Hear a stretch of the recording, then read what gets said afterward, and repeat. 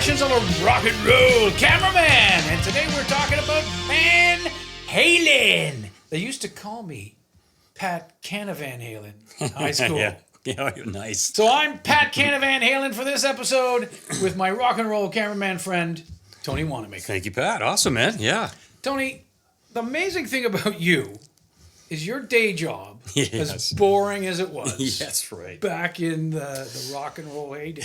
The old 9 to 5. Yeah, punching it, right? Just clicking it in. You worked with some awesome guitar players. Yeah. Oh, yeah. You know, yeah. and like I've got some heroes, and you've worked with all of them. Nice, man. No, it's great. So, tell me some of the great. Well, I had the good pleasure. Guitar players. We've talked about working with Keith Richards, of course. Yeah. Pardon me, Stevie Ray Vaughan. Kind of amazing. Stevie Ray Vaughan, eh? Brian May on his Red Special. Kind of cool. Right? Yeah. And we're going to talk today about Eddie Van Halen, who had the Frankenstrat, which we're going to talk about in a minute. Yeah. Yeah. It was pretty cool. This is phenomenal. Yeah. So, what actually brought you to the Halens? Well, we were doing a... and wait a minute. Yeah. This was not with David Lee Roth, right? This was with Van Hagar. That's right. Sammy Hagar, the newly minted Van Hagar, not Van Halen. And that's because David Lee Roth, Diamond Dave, had left the band, right? I had a short interview to do with him back in 91, which is great.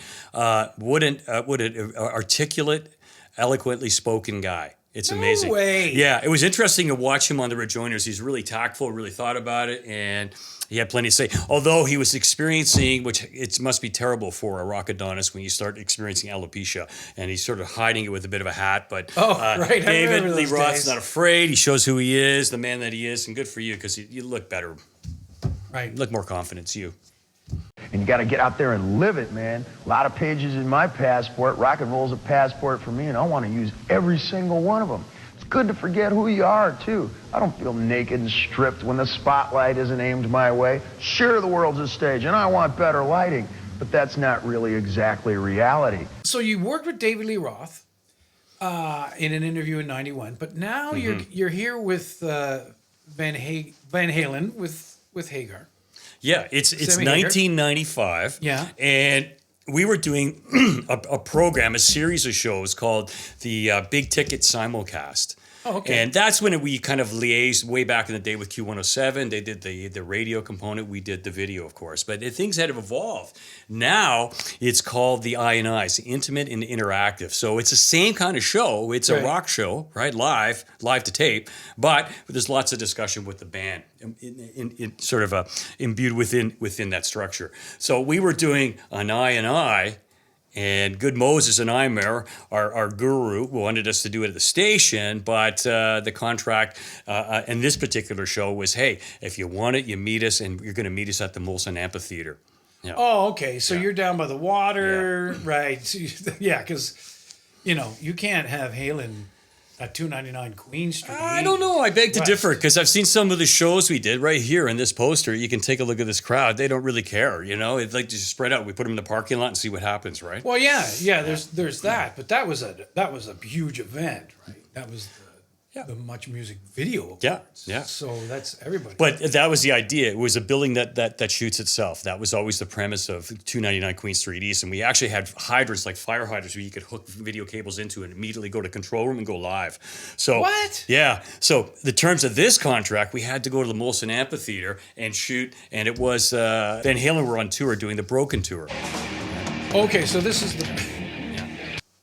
the Broken Tour, or no, it's the Balance Tour. The Balance Tour, which they called the Broken Tour. Of course. Right, I don't remember the Broken Tour. Mysterious neck brace. Some cool shades. Wait, show me. So highly rumored. New cyber shades. Yeah. 6 more months of this crap and it's gone. Because that's funny. Yeah. Right? Because that's what Eddie Van Halen called it. He called it the Broken Tour because he was in kind of showing bad shape. He was kind of falling apart. And it's interesting because I have a quote from a great Toronto Star writer, John Sakamoto, who wrote great stuff all the time about rock and roll for in our fair city. And he said, and this is Eddie Van Halen quoting himself before I finally meet him a couple of days later. And he said, I have what's called a vascular necrosis, which means the top ball of my hip joint is dead bone. It's from years of drinking and jumping on it and feeling the damage I was doing. The thing is, I haven't had a drink now in 10 months. Actually, August the 2nd was my 10th month anniversary, and the doctor says there's a slim chance it could get better. And this is him alluding to the excessive use of drugs and alcohol. And we will find a little bit later that it gets really bad. And it just destroys the band, destroys his life. And sadly, I think brought things to a terminus earlier than they should have. This was a time, I guess, in the band where they were at odds. There was some undercurrents. And again, the great thing about my book is I talk about the crossroads. And the crossroads by that, there's interesting events happening, before, during, or after. And in this particular event, you would see this is the last time last year that Sammy Hagar is touring with the band. He leaves them a year later. Michael Anthony, when they originally formed the band, he got 25% of the royalties in an agreement that all the monies were split 4 ways equally, right? Right. Well, yeah, because that's a balanced way. Not the balanced tour. And anyways, sadly, Eddie Van Halen was always working against this and didn't want him to get that royalty. So finally, I think by this time now in 1995, Michael Anthony's working ostensibly as a guitar player, right?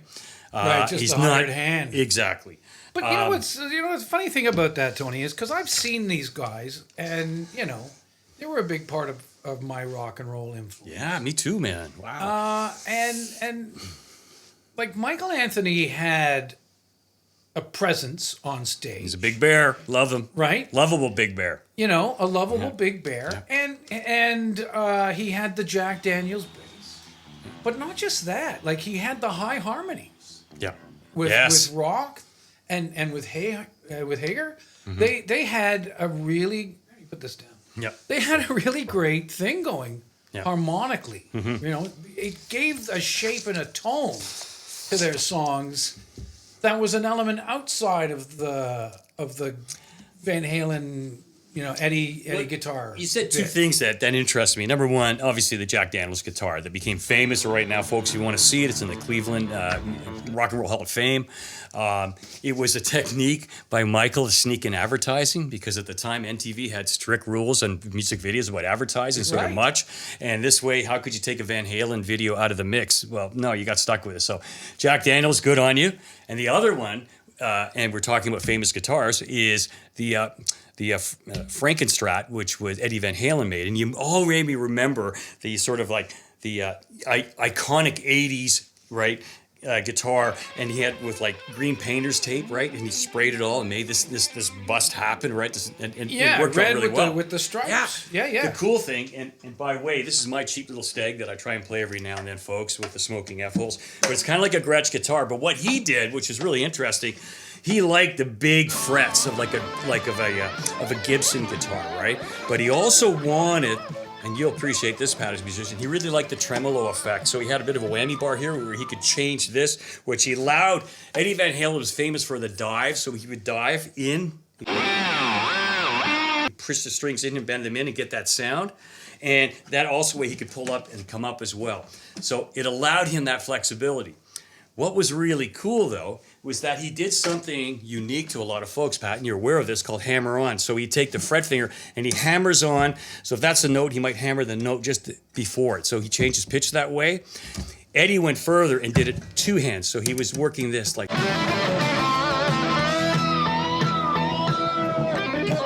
this. And you're familiar with him. You've seen him play that stuff. You've seen him in Panama. Ain't talking about love. You see that? So it was really interesting how he took that forward. And I mentioned another guitarist that kind of did that, was famous for the hammer-ons, and that's Tony Iommi of Black Sabbath, who had to do it because he accidentally had an accident as a kid and ended up cutting his fingers off. So it was a way to get around that. And that became indicative of the Black Sabbath sound. So what Eddie was doing, Eddie Van Halen, sorry, Pat, was doing, it became indicative of the Van Halen sound. And those harmonies were key because they all could harmonize fantastically in their songs. If you listen, it's a rock song with harmonies, man. Oh, yeah. Yeah. It's like they came out as a sound force. Oh, I love that expression. Especially with Roth. Yeah. Came out as a sound force. And then trying to reinvent themselves, after Roth with Hagar. Yes. Who was an American icon in his own right. Oh yeah. He had a full-on solo career. He was doing great.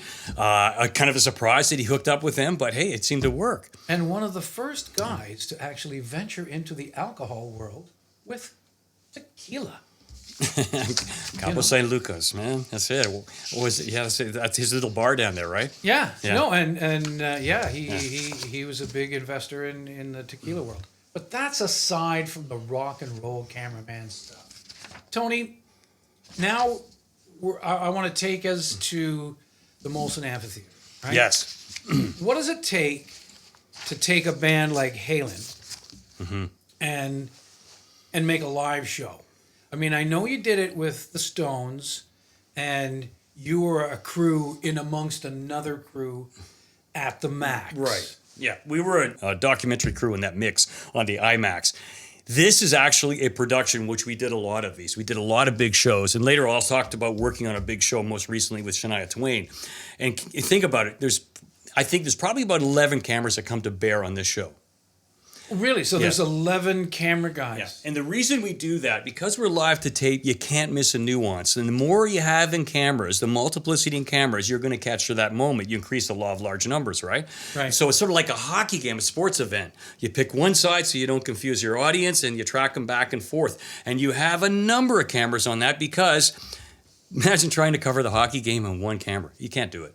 Right. You lose everything. So who were you on for this show? So what happens is we get a chance to ingratiate ourselves with the band. I get a chance to meet them, and I like to try and curry favor early, Pat, with whomever I'm working with. Oh, really? So you have time, face-to-face time ahead of time. I like to get, for example, I was assigned to Michael Anthony. So I was covering Michael Anthony with shots to show Michael Anthony foreground, Sammy Hagar a little bit further back, relationships between crowd and the pit and Michael Anthony, and then reverse shots. And I could also sneak over and get some really great drum shots of his brother. So who's directing? Who's putting all One of of this the together? greatest Canadian live directors, a fellow named Tom O'Neill. Now, the two best directors I've ever worked with were Tom O'Neill and Dave Russell. And Dave Russell was a protege of Tom, and these guys nailed it every time. Really? Yeah. Okay, so let me get my head around this. There's 11 of you, and there's Tom, Yeah. and probably you're on cables. Oh, yeah. You can imagine, folks, we have trucks pulling up days in advance. I mean, one transport trailer is just to mix sound. Another transport trailer just does the live cuts. So they're huge. This is a huge endeavor. There's lots of people, probably in total, I wouldn't say, probably minimum 60 people working on this to make this happen before we press the red button. Do you remember who was doing the sound? A great guy named Doug McClement, who is the man. And anybody who's mixed anything in Toronto, it's probably Doug. And Doug, you do a great job. You know it. Yeah. Okay. Fantastic. So, Just checking. In doing that, I've always lived by the axiom, right? In preparedness, there's serendipity. And let me say that again. In preparedness, there's serendipity. So you are getting prepared then? Well, a couple things I do. I might, depending what era it is, I might have the records or the albums on tape cassette, and I'm listening to them constantly 24/7. I get familiar with the songs. I kind of know where the movements are. Gnarly. Yeah. I walk the stage as soon as I can. I want to know where the landmines are, where cables are. I want to get familiar. I want to pre-visualize like a goaltender. I really need to see it. Because if you're the director and you're asking me, I'm going to give you, when it comes to rehearsal, a number of shots and say, here's some ideas I've had. And he's looking at that coming from my purview of responsibility, right? So that makes sense. So I walk the stage, but what's really important, as I said earlier, to curry favor with that musician, because I'm going to be in your space. You may not be familiar or pleasant that a camera's there. But once we Right. get to know one another, you'll understand the advantage because it makes you look better. If we're syncing and I'm here and you're playing the camera, and a classic happens to me all the time.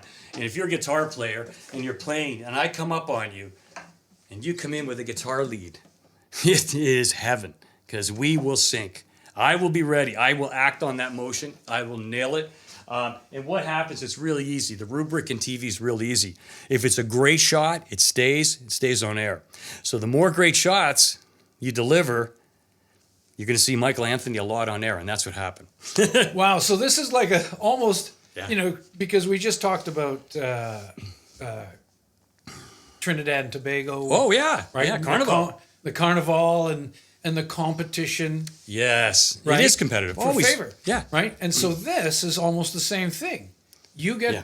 whoever gets the glory shots in the rock show gets more airtime. Well, if I can use the euphemism, I got a money shot early. Okay. Okay, so what happens? I'm waiting in the wings, okay, but I'm going to tell you about the wings in a second because it's really cool. Anyways, show lights are up. We're into the show. I come out on stage. Sammy Hagar is just behind Michael, takes a big drink of water, turns around, jettisons the water all over Michael and all over me. No way. I'm going, this is amazing. What a shot. Anyways, Tom cuts away. I grab what I got here, quickly clean my lens, come back in, and then he comes back to me. Really? Yeah, man, it's cool. Yeah. You'll see the yeah. sequence. It's Yeah. very exciting. Okay, because that is the pinnacle rock and roll shot. It's huge. It's Yeah. huge because what we try and do a lot, and I was explaining this to Pat earlier, sometimes you can do a zoom in and compress a shot, but it flattens it, right? What people really like on stage is a handheld, and we use different devices to control it. So one of the devices I do to sort of mitigate some of the action is this is some of the equipment I wear. First of all, you notice I'm wearing black. On the big shows, we have to wear black. You Yeah, don't- yeah. So I noticed that. Like Yeah. you're all decked out in black. Yep. Long sleeve shirt, Yep. right? Even your bag. Can everybody see? Like, you probably see the wide shot. There's one problem I got with this outfit. Yeah, your shoes. My shoes are white. You wouldn't want that. So, yeah, I would have black shoes on as well. These are my indoor shoes, folks. Sorry. So this thing here is called an Easy Rig. And Okay, this what do is you a do with great. that? So the cameras are pretty heavy. Oh. Right? They're maybe about 30 pounds. So I clip this on to the camera, and it's an aircraft cable, and lifts it, takes all of its weight off, and distributes it now down my back and over my hips where it should be, instead of on my wow. shoulder. So that's why to this day, after 30 years of shooting, I'm not walking this way. I'm centered a bit. So this mitigates that problem. Now, it floats. It allows me the dynamic of a handheld, but it takes all the weight off. I don't have to think about the weight all the time. Wow. So it's a really, now this thing is expensive. This baby here is probably about $3,500.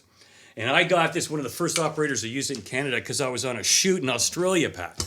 And I was trying to make a shot of a couple on the bow of a boat, okay? Okay. And they were leaning over, and I was afraid if I did this, I might drop the camera in the water. For sure. So I clipped this on and put a lanyard to it, and I could swing it out, and I got the shot of the couple over the port side of the boat looking at the wheelhouse. It was awesome.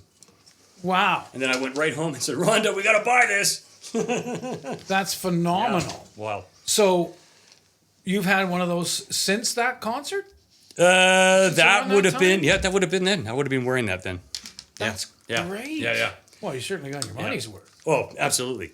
Yeah. And then I wear headphones, right? Sure. But this is missing, so I have one side, because this is the side that's tucked to my camera, okay? Yeah. And I turn this down because sometimes the sound resonates. It's really terrible what's going on here, right?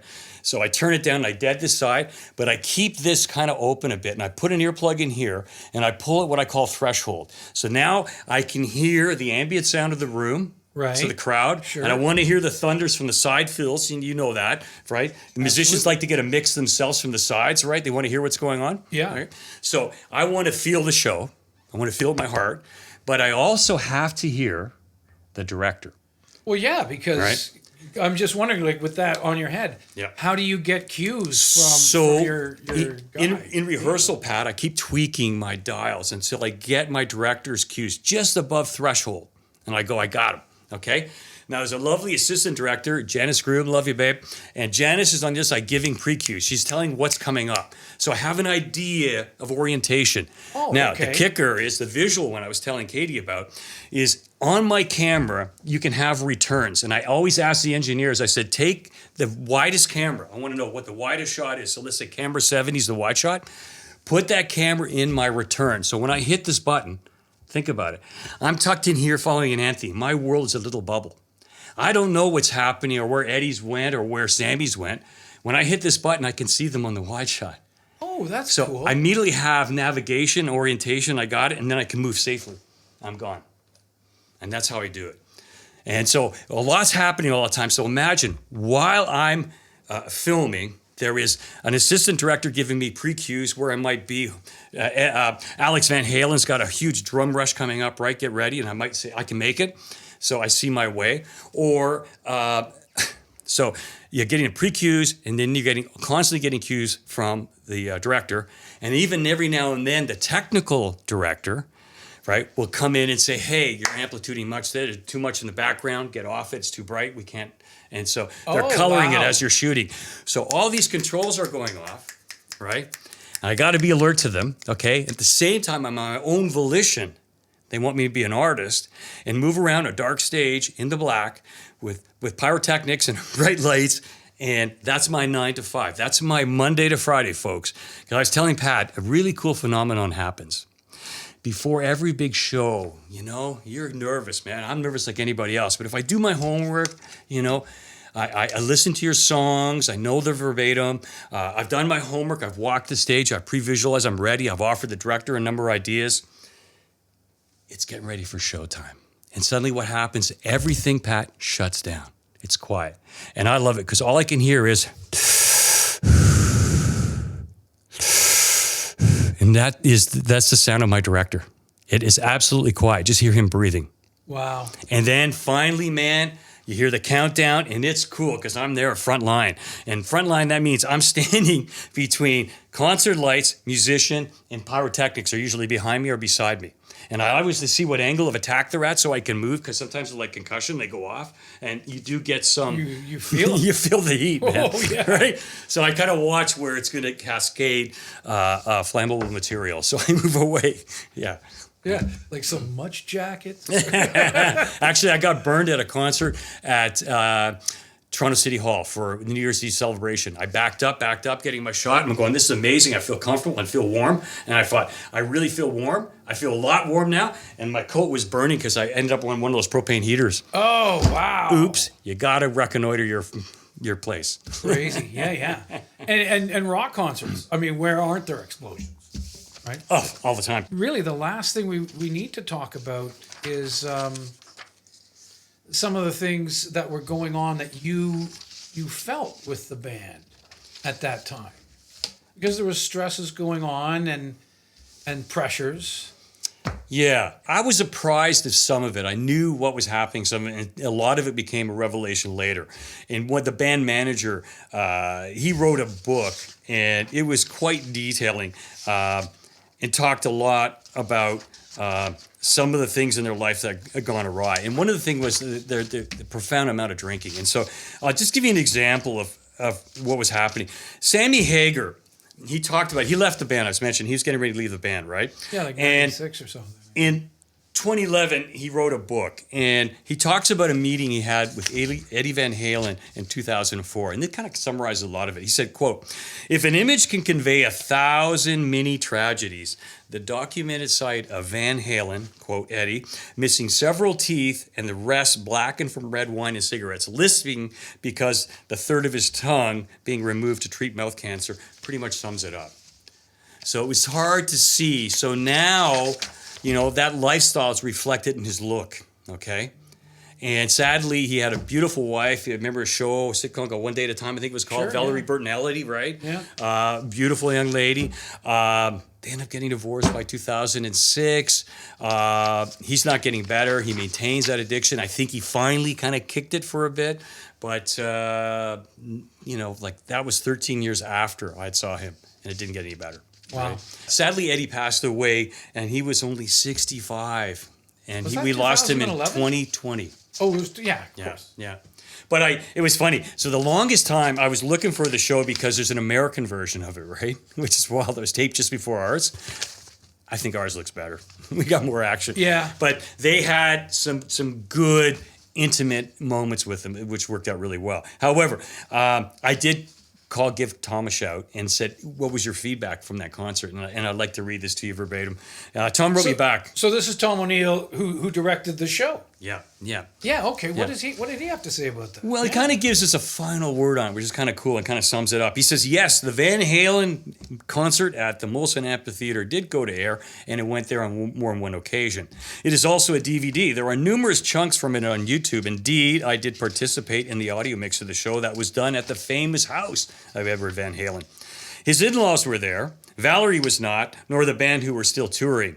That was 5150 Recording Studio, and I forget the name of the street. We got a lot of cooperation from the audio guys because Alex loved the drum edits and the shots. I like hearing that. Thanks to you, we got all of Michael's stage business, which made it into the show. Remember I talked about that formula? Right, because you really bonded with him. And Michael was wonderful. So if you recall, there was designated smoking areas backstage. This is a smoking area only. Also, the finest wine collection I have ever seen a band bring on tour. Just superb. Thank you for that feedback, Tom. So yeah, so it did make it to air. Eddie Van Halen had a wine selection there. And what was really cool, I really did bond with Michael Anthony. There was a real energy there, a real connection. And so at the end of the show, I had to, shake his hand. I had to shake with my left hand. I had a camera in my right. Right, But okay. he left for a second, turns right around, came back. And it was really a great moment. He picks me right up in the air. Big bear, Michael Anthony. What? Gives me a big bear hug. I'm up in the air floating like a little toy doll. You're kidding me. And puts me down. And I thought, man, if that doesn't epitomize a really great bond, a professional relationship, I don't know what does. It was fantastic. Well, yeah, and he seemed to be one of the only continually stable essences in that band. Yeah. Good attitude, huh? Sammy came over, said hello, told a couple of jokes. Always funny guy, by the way. Eddie shook my hand goodbye. And that's nice. Alex Van Halen, always just a nod, continued. Sure. But always in good place. Michael Anthony, what a giant. Yeah. Thank you, Michael. It was awesome, Wow, man. that's sweet. Yeah. Well, there's another great episode. Something I learned about a band that I'd been a fan of for years. And inspirational to me. So, and Michael Anthony picked you up, hugged you at the end of the show. Awesome. Yeah. I want to thank you guys for tuning in. And I'd like you to like and subscribe when you're on YouTube. And also like, subscribe, and tell all your friends about us on Spotify and Apple Podcast and SoundCloud and all of the rest of the amazing places that you'll find through rss.com. And thanks for the Thank you, Pat. Awesome. story again, Tony. Thanks for our great listeners and viewers. Thanks for being part of the community, and we'll see you next time.